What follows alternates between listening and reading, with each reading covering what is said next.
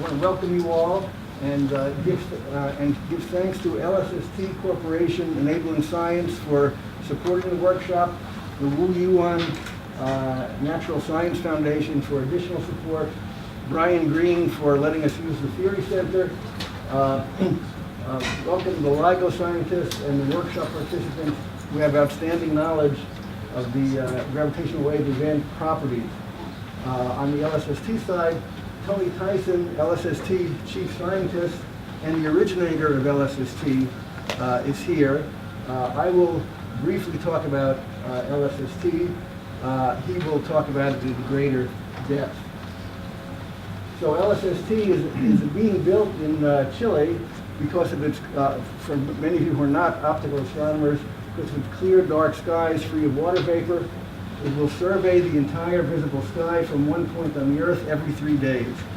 And it's this synoptic quality, this enormous light gathering capacity that makes it appropriate for optical counterparts.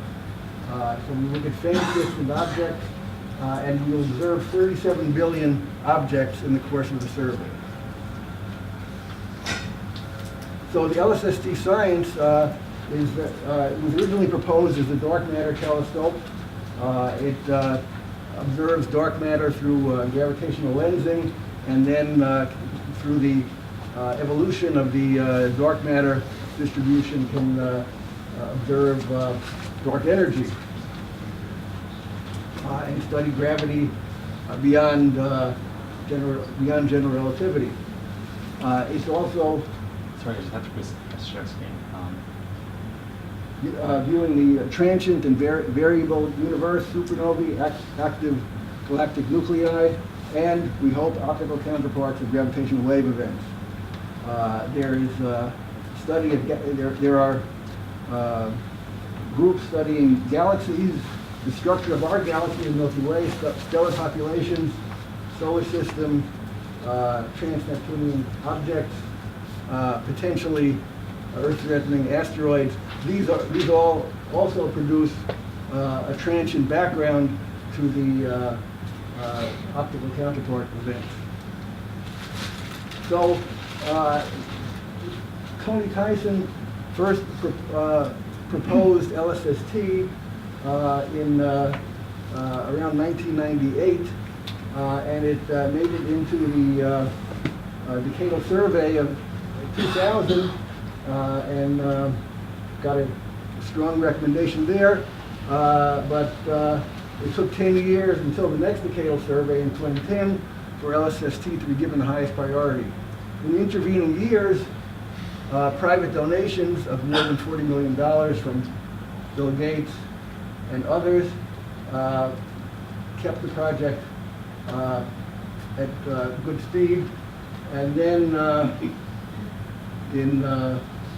after the decadal survey, the agencies started to provide funding. So that it's being constructed now. You can see a view of what's on the mountain. That's the azimuthal mount, and in 2019 we should have the first light with a limited focal plane, and moving up to full science operation in 2022. It's the world's largest camera with exceptional image quality. Brookhaven has the lead role in designing and delivering the science rafts, each of which is composed of 9 CCDs and associated electronics. And there are 21 of those, 189 4K by 4K CCDs in all. It's a 3 billion pixel camera, and you can see the full moon on the focal plane.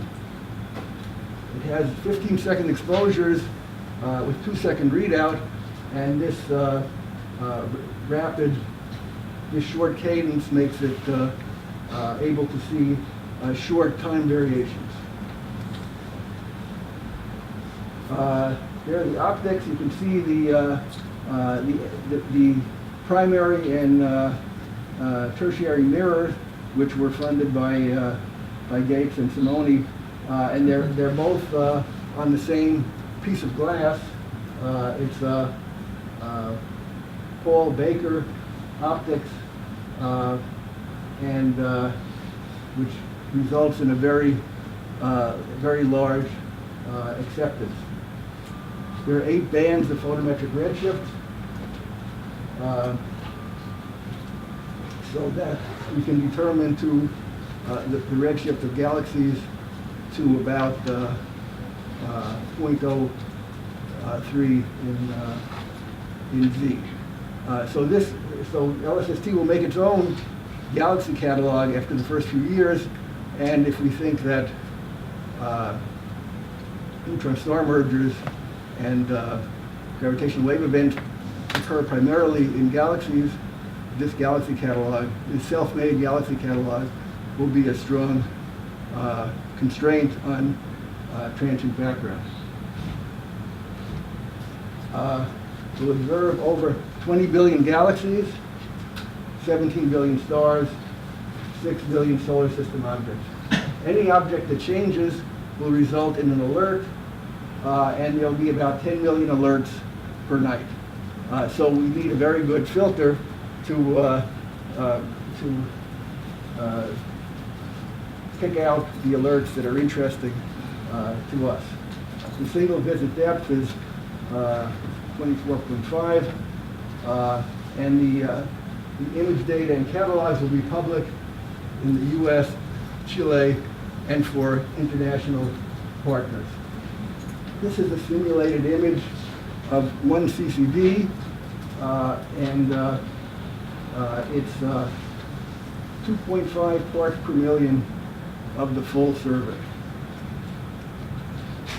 So the questions for the work that we hope the workshop will answer, those of you on panels have been given a set of questions. These are the main ones: the spectrum, light curve, rate, localization, and location of the gravitational wave events in the era of LSST, with the gravitational wave detectors that we believe will be operational at that time. The transient classification and background suppression, the science enabled by the joint observation, and then how LSST could operate, the cadence of LSST to follow up gravitational wave events, whether this can be part of the main survey cadence or has to be a special target of opportunity cadence. And that depends on the above rate and the rate, localization, and the location of the events. Okay, well, again, welcome, and the next speaker.